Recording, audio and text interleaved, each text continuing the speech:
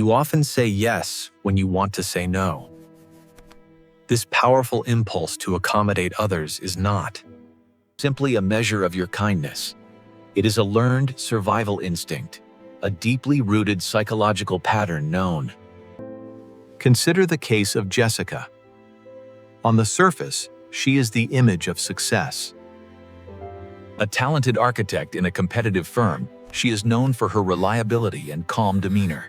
Colleagues praise her steady hand. She stays late, helping without complaint.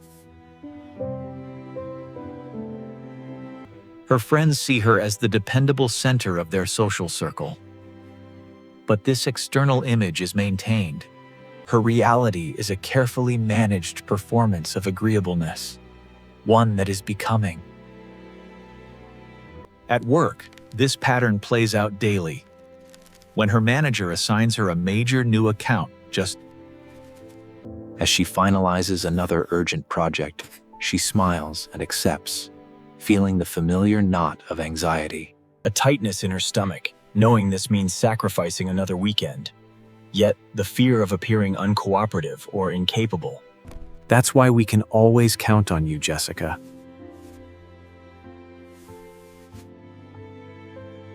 Serve as both a compliment and a cage, reinforcing the idea that her value is tied directly to her tendency to overlook her own needs. Her role as a people pleaser does not end when she leaves the office. She navigates a landscape of unspoken expectations. Her partner, while loving, has grown accustomed to her role.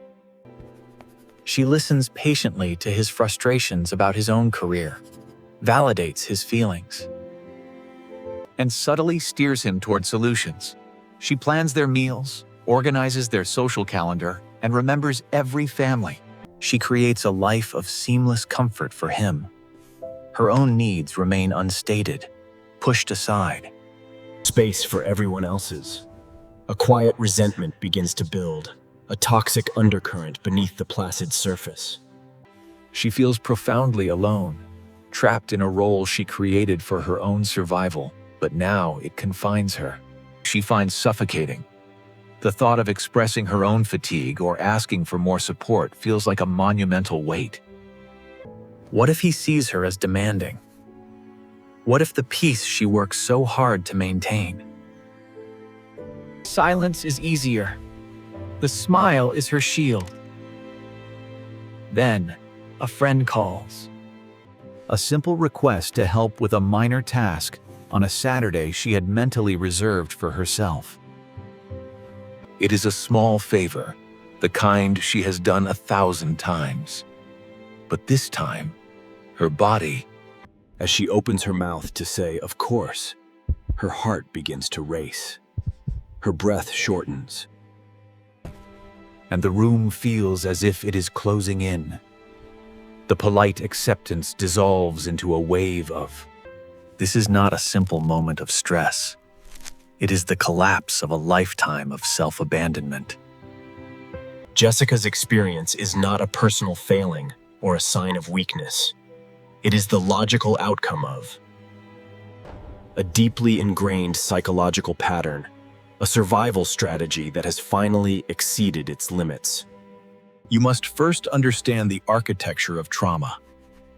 Her panic was not an overreaction to a small request, but an activation of a powerful survival mechanism. When faced with a perceived threat, the human nervous system defaults to one of 4 primary responses: fight, flight, freeze, or fawn.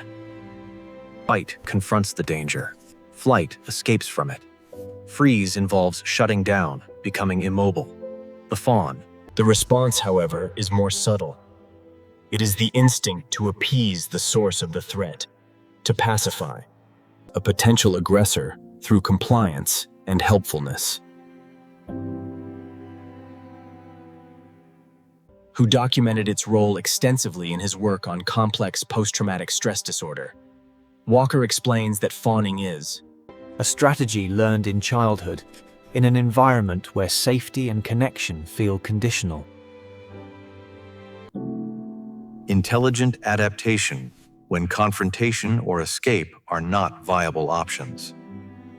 In a home with a caregiver who is emotionally unstable, narcissistic, or critical, the child in such an environment learns to shrink.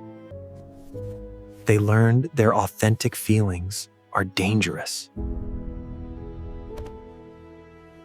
Might provoke the caregiver's disapproval, rage, or emotional abandonment. To survive, the child becomes a master of it. They learn to read the most subtle emotional cues, to anticipate the caregiver's needs, and to reflect back the temperament that will keep the peace. They forfeit their own identity to become what the powerful. An adult needs them to be quiet, helpful, and compliant.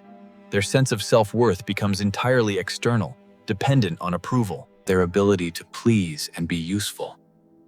This is not a conscious decision. It is a brilliant, non-verbal, a strategy to secure a bond with the very person on whom their survival depends. Is then carrying directly into adulthood. The nervous system, which was conditioned for years, does not easily distinguish between the original threat of a volatile parent and the modern trigger of a demanding boss or a relentless deadline. Any potential for conflict can activate the old programming. The adult automatically reverts to the one. A strategy that offered protection in the past. They appease, they accommodate, they erase their own needs to manage the emotions of others. This childhood survival strategy becomes a fixed blueprint for adult relationships, creating a person who is perfectly conditioned for the pressures of the outside world. The internal blueprint of the fawn response. It does not exist in a vacuum. It is activated and powerfully reinforced by a culture that often expects and rewards this exact behavior, particularly from women. From a young age, girls are frequently socialized to be the peacemakers of their environment. They are praised for being helpful, considerate, and sensitive to the needs of others. While these are positive human traits, they become problematic when they are presented as the primary measure. Society encourages women to be communal and agreeable, while assertiveness and self-advocacy can be mislabeled. Cultural conditioning creates fertile ground for the fawn response to become not just a reaction, but a learned identity, a reflex, but a perceived virtue. This dynamic is perfectly captured in the concept of emotional labor. The term emotional labor was coined by sociologist Arlie Hochschild in her 1983 book, The Managed Heart. The requirement for employees in service jobs to manage their feelings, to create a specific emotional state in customers. The concept has since expanded to describe the often invisible work of managing emotions in private life. This labor disproportionately falls to women. It is the work of anticipating a partner's bad mood, soothing her. He remembers every birthday to keep the peace, swallowing his own disappointment. For a woman like Jessica, whose nervous system is already wired to appease, performing this emotional labor feels natural, even necessary. She is not just meeting the expectations of her family and colleagues. She is obeying a deep-seated command to keep everyone calm in order to feel safe herself. The culture validates this instinct at every turn. Think of how women are portrayed in popular media. The ideal mother, wife, or friend. She absorbs the emotional turbulence around her with a gentle patience. In contrast, a woman who draws a firm boundary, who says no without apology, is often framed. A stark choice: be compliant and loved, or be assertive and disliked. And rejected. For a person with a fawn-based trauma response, this is no choice at all. The fear, social rejection is not a simple anxiety. It mirrors the foundational childhood terror of being abandoned. Failing to please a caregiver. The cultural messaging thus becomes a constant, external confirmation of the fawn response's necessity. Your acceptability depends on your agreeableness. creating a prison of compliance that feels like a safe and normal home. Compliance may feel safe, but the perceived security is an illusion. Over time, the walls of this prison, They do not just keep conflict out. They also trap the self within, leading to a slow and silent. when your life becomes a series of reactions to the desires and demands of others, your own identity begins to erode. Others, your own inner voice grows faint. The fundamental questions of selfhood, such as, what do I want? How do I feel? Becomes impossible to answer. Your preferences, goals, and values are subsumed by the. You become a reflection of what others expect you to be. To be a carefully constructed mask with a growing emptiness behind it. This loss of agency comes with It's a severe psychological and physical price. The constant effort of monitoring others for signs of disapproval keeps the nervous system in a state of sustained high alert, a condition known as hypervigilance. It is profoundly exhausting. Your mind is always working, scanning, and calculating how to keep the peace. danger of this internal state. Studies, including work published in journals like the Journal of Personality and suppressing your authentic emotions does not make them vanish. Instead, it amplifies internal stress. Is a key contributor to chronic anxiety. This unexpressed energy, the frustration and resentment that you swallow daily, Stress begins to manifest in the body. It can lead to tension headaches, digestive issues, and a compromised immune system. The unrelenting combination of hypervigilance, emotional suppression, and the lack of personal fulfillment is a direct path To burnout and depression. When you feel that your efforts are never for yourself and that you're true, when identity remains unseen, a deep sense of hopelessness can take root. The pattern of self-negation can be a magnet for individuals who are comfortable with taking. More than they give. Your compliance enables a one-sided dynamic, creating a self-fulfilling prophecy where you are perpetually Cast in the role of the giver. This leads to the ultimate paradox of the fawn response. The entire strategy is designed to secure connection and avoid abandonment.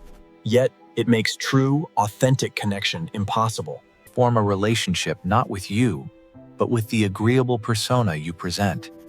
Intimacy requires honesty and the vulnerability of expressing your own needs, the very things your survival instinct has taught you to hide. The strategy to maintain your relationships is the same one that guarantees you will feel completely alone within. Breaking this deeply ingrained pattern of self-abandonment is a challenging but achievable process. It does not begin with force, but with a fundamental shift in perception. The first step on the path to reclaiming yourself is to stop viewing the fawn response as a character flaw. It is not weakness. It is thank this part of yourself for navigating an unsafe environment, keeping you safe in the past. Acknowledging its original purpose removes the shame that keeps the cycle in motion, and allows you to approach the pattern with curiosity instead of judgment. From there, the work of change begins not in your thoughts, but in your body. Because fawning is a nervous system response, healing. This is the practice of somatic awareness. It involves pausing throughout your day and gently asking, what am I feeling physically right now? You might notice a tightness, that feeling in your throat when asked to do a favor, or a knot in your stomach during a difficult moment. These sensations are your body's honest feedback, the pure data of your true feelings, unedited by the mind. The mind's fear of consequences. Learning to listen to this feedback is the first step toward honoring it. Next is to build your capacity for setting boundaries through small, deliberate actions. You begin with low-stakes situations, confronting a major figure in your life. Simple as telling a telemarketer, "I'm not interested," and hanging up without apology. It can be responding to what I will get back to you on this next week.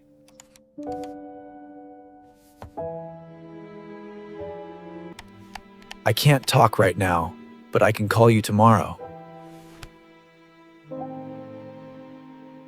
Small acts serve as a rep for your nervous system. It teaches your brain, through experience, that setting. A boundary does not automatically lead to the catastrophic rejection you fear. This process will inevitably trigger feelings. This is the old programming fighting back. To manage this, you must cultivate self-compassion. Practice extensively researched by Dr. Kristen Neff. It means treating yourself with the same kindness you would offer. When guilt surfaces, you can acknowledge it without judgment, saying to yourself, "This is hard, and it's okay to feel guilty. I am learning a new way to be." Soothe the threat response. The goal of this journey is not to become selfish or unyielding. It is To move from a place of unconscious reaction to one of conscious choice, allowing you to develop a stable core from which you can engage with the world authentically. Authentic human connection is not built on the foundation of self-abandonment. It is forged in the honesty of your presence and the clarity of your. This is the challenging path to self-respect, and within that respect, you will find your truest and The most lasting freedom is found within.